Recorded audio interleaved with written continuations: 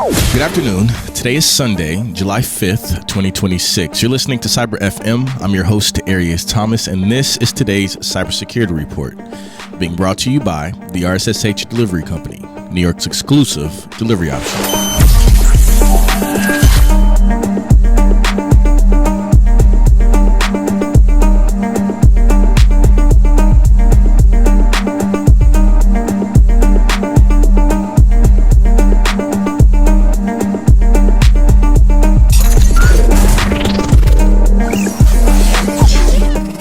Listening to Cyber FM, hosted by Arias Thomas. Welcome to Cyber FM. I'm your host, Arias Thomas, and I'm glad that you're here. Today is Sunday, July 5th, 2026, the day after the Independence Day, and while the country's still cleaning up sparkler wrappers and leftover potato salad, the machines and the people behind them never stopped working.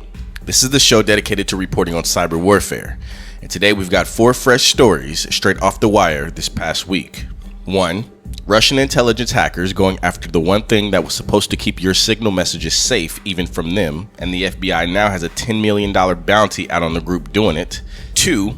A maximum severity hole in a remote support tool that IT teams and help desk trust every day, now being used to plant a brand new credential stealing weapon aimed squarely at developers and their AI assistants. 3. A Microsoft SharePoint bug under active attack right now, serious enough that the federal government gave itself a holiday week deadline to patch it. And number 4, a strange new twist on an old scam, where criminals are buying up fake web addresses that AI chatbots simply make up out of thin air. A stolen encryption key, a hijacked help desk tool, a hijacked SharePoint server, and a hijacked hallucination. 4 battles, 1 front. Let's begin. Story number 1, the key they didn't have to break. Russia's new move against Signal. Our first story involves Signal, the encrypted messaging app millions of people trust precisely because of its reputation for being unbreakable. And here's the twist. Russian intelligence hasn't broken it. They didn't need to. The FBI and CISA say they found something far simpler to attack: the person holding the key. Here's the setup. Back in March, the FBI warned that Russian intelligence services were phishing Signal users by posing as Signal's own support team, tricking targets into handing over verification codes or scanning a fake QR code that quietly links an attacker's device to the victim's account. That gave the attacker a window into future messages only, anything sent going forward. This past week, the FBI and CISA updated that warning with a meaningfully worse twist. The same operators, now publicly named as UNC 5792 and UNC 4221, and tied to Russian FSB and military intelligence, have shifted to tricking victims into handing over their Signal backup recovery key instead. That key unlocks the encrypted archive of a user's entire message history: private chats, group conversations, photos, documents, going back months or years, all in one step. And it doesn't expire when you'd expect it to. Even if the victim gets a new phone or a new Signal account on the same number, that old stolen key can still unlock future backups made on it. The targets aren't random. The FBI says this campaign is aimed at people of high intelligence value. We're talking government officials, military personnel, journalists, political figures, and officials working in and around Ukraine. And the technique itself is almost insultingly simple.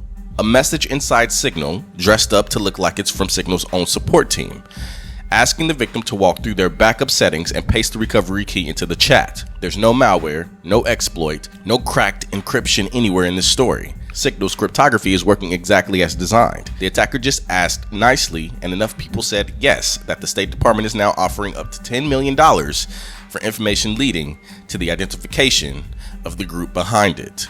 So here's the takeaway, and it matters whether or not you think of yourself as a target. Signal will never message you inside the app asking for a verification code, a PIN, or your recovery key. Treat any message that does as hostile. Full stop. Never paste your backup recovery key into a chat with anyone for any reason. Check your linked devices and settings periodically and remove anything you don't recognize. And if you think you've already handed your key over, generate a new one immediately. It won't undo what's already been taken, but it locks the door going forward. The broader lesson here is the strongest encryption in the world can't protect you from a phishing message that simply asks you to hand over the key yourself. Story number 2, the help desk betrayal, a perfect score flaw, and the stealer that hunts your AI assistant. Story number 2 starts with a tool most people have never heard of, but plenty of IT departments quietly depend on. It's called Simple Help. a remote monitoring and management platform that help desk and managed service providers use to reach into computers and fix problems from afar. It's used by thousands of organizations to manage millions of devices, and it just had a flaw land with the maximum possible severity score, a perfect 10 out of 10. Here's how it works, and it's a clean, ugly trick. In certain configurations, Simple Help accepts a login credential without ever checking whether it's cryptographically real. That means an attacker with no valid password at all can forge a token, claim to be a brand new support technician, and the system just believes them, even bypassing multi-factor authentication in the process, because new technicians are allowed to register their own second factor on the spot. Once inside, the attacker isn't some outsider forcing their way in. They're standing in the exact same trusted seat as a legitimate IT technician, with the same ability to remote execute commands and move files onto every computer that server manages. Researchers at Blackpoint Cyber caught this being actively exploited in the wild. The attacker used that trusted access to quietly install a disguised loader, dressed up as an ordinary web script, which then delivered a brand new credential stealing program researchers are calling the Gen Stealer. And this is the part that should get your attention. The Gen Stealer doesn't just grab browser passwords. It specifically hunts for the configuration files behind AI coding assistants and their connections to outside tools, plus cloud logins, source code credentials, container and deployment keys, and even cryptocurrency wallets. Stealing those AI assistant credentials matters more than it might sound like, because those tools are often trusted with standing access to a company's code, databases, and cloud infrastructure. Steal the token, and you inherit all of it. No further hacking required. So here's the takeaway, especially if your organization uses any remote support or help desk tool. Patch immediately, and don't just patch. Assume the credentials on that server may already be compromised and rotate them, because this kind of theft can let an attacker walk back in through a totally different door later. Get remote management tools off the open internet wherever you possibly can. And a deeper lesson for a workplace increasingly wired up with AI assistants, the tokens sitting quietly in your AI's tool's config file are now just as valuable to a criminal as your cloud password, because that AI agent has exactly the access you gave it, and so now might they. Story number 3, the holiday deadline, SharePoint under active attack. Story 3 takes us to Microsoft SharePoint, the documented collaboration platform sitting at the center of countless corporate networks, and this week at the center of a federal patch deadline that landed right in the middle of the holiday. The flaw is a remote code execution bug arising from the way SharePoint handles certain incoming data, and it's serious for a specific reason. Exploiting it doesn't require an attacker to have any special administrative privileges. Someone with only the lowest level of authenticated access to a SharePoint site can use this hole to run their own code on the server. Microsoft actually issued the fix back in May, but a fix sitting unapplied on the server is just a delayed problem. And this week, the Cybersecurity and Infrastructure Security Agency confirmed what a lot of defenders suspected. Attackers are actively using this bug right now, live, against real targets.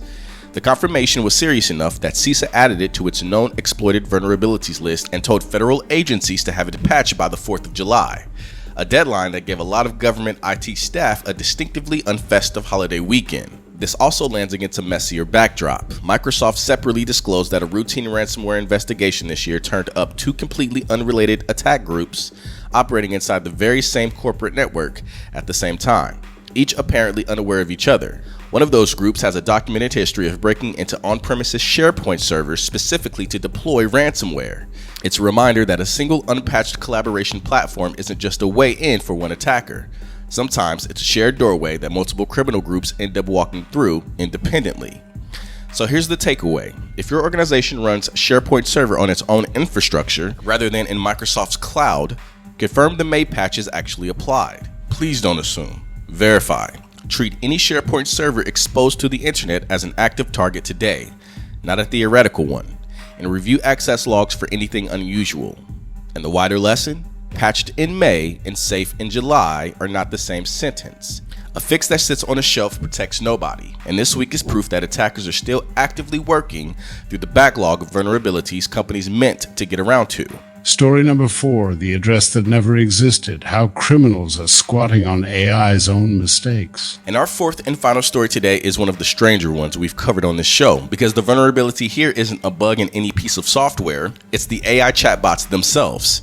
And criminals have figured out how to profit from it. Here's the phenomenon, which researchers at Palo Alto Network's Unit 42 are calling phantom squatting. Ask an AI model enough questions about a real company, and every so often it will confidently hand you a web address for that company that sounds completely plausible and simply does not exist. The AI invented it. In a massive test, Unit 42 put 2 AI models through hundreds of thousands of brand-related questions and found the models generated roughly 250,000 of these invented, unclaimed web addresses. And crucially, different AI models ask the same question, often invent the exact same fake address, which means these hallucinations aren't random noise. They're predictable. And predictable is exactly what a criminal needs. So attackers have started simply buying up the fake addresses before anyone else does. Whoever registers the domain first inherits all the trust a user or a developer places in whatever an AI tool tells them. No phishing email, no malicious ad, no traditional lure required at all. In one documented case, researchers flagged a hallucinated address that mimicked a National Post Service's shopping site more than 3 weeks before a criminal grabbed it and built a full phishing operation there. One sophisticated enough that the attacker had apparently used their own AI coding assistant to build it, complete with an automated system for approving stolen one-time login codes in real time. In a second case, researchers spotted a hallucinated postal domain 51 days ahead of registration, and the criminal who eventually claimed it built a nearly flawless fake storefront, complete with the fabricated 5-star adjacent rating and a false claim of millions of users to push a malicious app onto phones. So here's the takeaway, and it applies whether you're a developer, a business, or just someone who chats with AI regularly. Don't treat a web address just because AI told it to you as automatically real. Verify it independently before you log in or download anything from it.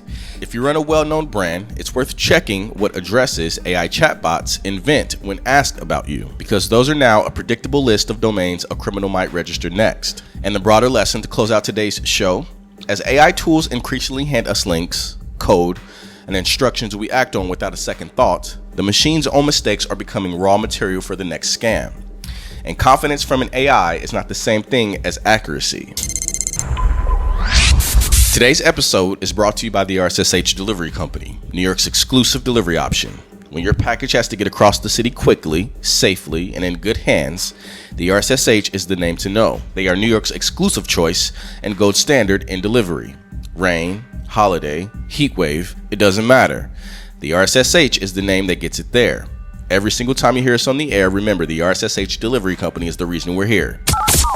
And that's our show for this post-Independence Day, Sunday, July 5th, 2026. Let's bring the front lines together, because today's 4 stories split evenly down an interesting line. 2 old-fashioned attacks and 2 that only exist because of AI Russian intelligence didn't need a single line of malicious code to go after Signal's encrypted archives. Just a convincing message and a target willing to hand over the key, a SharePoint server under real live attack serious enough to earn federal agencies a holiday week patch deadline, and then the other side of the ledger, a perfect score flaw in a trusted help desk tool, weaponized specially to hunt down the credentials behind our AI coding assistants, and a brand new scam built entirely out of an AI's own invented mistakes. The thread running through all of this, some of today's biggest threats are the same old tricks that Russia has run for years, just polished up. Phishing, patience, and a plausible pretext. And some of them literally cannot exist without AI in the mix, whether that's an AI assistant's stolen credentials or an AI chatbot's own hallucination turned into attacker infrastructure. Old threats and new ones are running side by side right now, and your defenses need to cover both. So this week, patch what you can, don't hand over your keys just because someone asked nicely, and don't assume that trusted means safe. This is Cyber FM. I'm your host, Arias Thomas, and this show is brought to you by the R.S.S.H delivery company. Stay sharp, stay patched, stay secure. We'll catch you next time.